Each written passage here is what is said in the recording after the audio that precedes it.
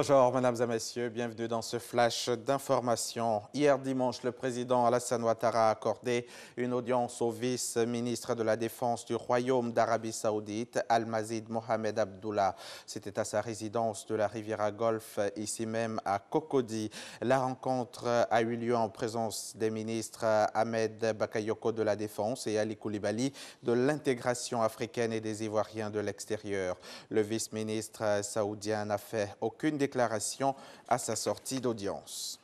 Jean-Claude Brault, lui, a effectué mardi dernier une visite technique des installations d'un opérateur économique dans le secteur de la transformation de la noix de cajou. C'est une usine de dernière génération située en zone portuaire à Abidjan avec une capacité de transformation estimée à 60 000 tonnes, soit la plus grande, la plus importante installée en Côte d'Ivoire. Cette visite du ministre de l'Industrie et des Mines s'inscrit dans le cadre de la politique d'incitation à la transformation locale de l'anacarde. On en sait plus avec Jean-Luc Bangbo. Une unité de transformation de la noix de cajou bâtie sur une superficie de 18 000 m² en pleine zone portuaire d'Abidjan.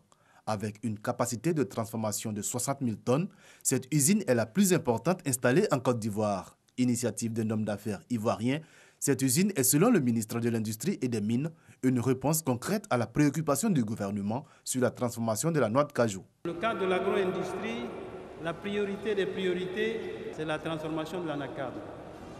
Et c'est pour ça que depuis déjà 5 ans, le gouvernement a mis en place un programme qui vise à encourager les opérateurs à transformer l'anacarde.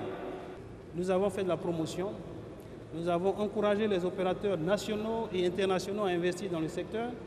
Et aujourd'hui, je viens ici voir un opérateur national, c'est un Ivoirien, qui investit de manière décisive, de manière concrète. L'usine dispose d'un centre d'entreposage de 2 hectares, d'une capacité de plus de 100 tonnes dans la ville de Yamoussoukro, précisément à Toumbokro. Ce centre de stockage permettra également le calibrage des noix de cajou avant d'atteindre l'usine à Abidjan. La réalisation de ce projet est évaluée à 34 milliards de francs CFA. Il devrait générer 2000 emplois. L'usine ouvrira officiellement ses portes en mars prochain. L'année dernière, pour le Hajj, ce sont 5 820 pèlerins, dont 4 200 au compte de l'État de Côte d'Ivoire, qui ont fait le déplacement en Terre Sainte. Pour l'édition 2018, ce sont 6 800 musulmans qui sont attendus pour le pèlerinage.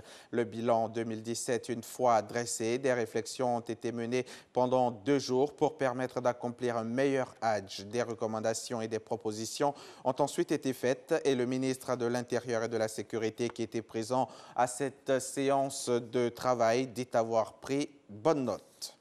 Au Tchad, les travailleurs du secteur public entrent dans une 5e semaine de grève. Cela fait un mois que les travailleurs du secteur public ont arrêté de travailler pour protester contre les coupes de salaire dans le cadre des mesures d'austérité prises par le gouvernement. Vendredi, au cours d'un point de presse, le Premier ministre a annoncé que le gouvernement va couper les salaires des grévistes en application de la réglementation en cours et leur a rappelé tout de même qu'il fait des efforts pour répondre à la grogne qui traverse le pays depuis un mois. 2 personnes sont mortes en RDC hier dimanche 25 février dans la répression des marches organisées à la sortie des messes à l'appel du comité laïque de coordination. Une personne a été tuée par balle à Kinshasa et une autre a succombé à ses blessures en Badakan, selon un bilan des Nations Unies qui font aussi état de 47 blessés et de plus de 100 arrestations à travers le pays. Le porte-parole de la police a assuré qu'il n'y avait aucun mort, seulement 2 blessés qui étaient des délinquants et quelques interpellations dans la ville de Goma. La MONUSCO demande une enquête. Une semaine après l'attaque d'une école à Dapchi dans le nord-est du Nigeria et après 6 jours de silence et de confusion, le nombre de jeunes filles disparues se précise enfin. Le gouvernement a confirmé dimanche que 110 étudiantes étaient manquantes après l'attaque de leur établissement par des membres supposés du groupe djihadiste Boko Haram. Une semaine après les faits, l'attaque n'a toujours pas été revendiquée. Tout le monde soupçonne l'organisation terroriste Boko Haram, responsable de la disparition des lycéennes de Chibok il y a 4 ans.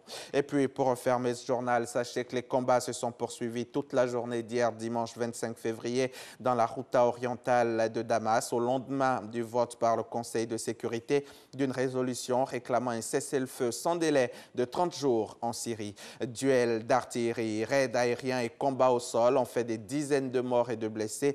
L'OSDH, l'Observatoire syrien des droits de l'homme, a par ailleurs rapporté 14 cas de suffocation, dont celui d'un enfant qui est décédé après un bombardement des forces du régime. C'est la fin de ce flash. On se retrouve tout à l'heure à 13 h.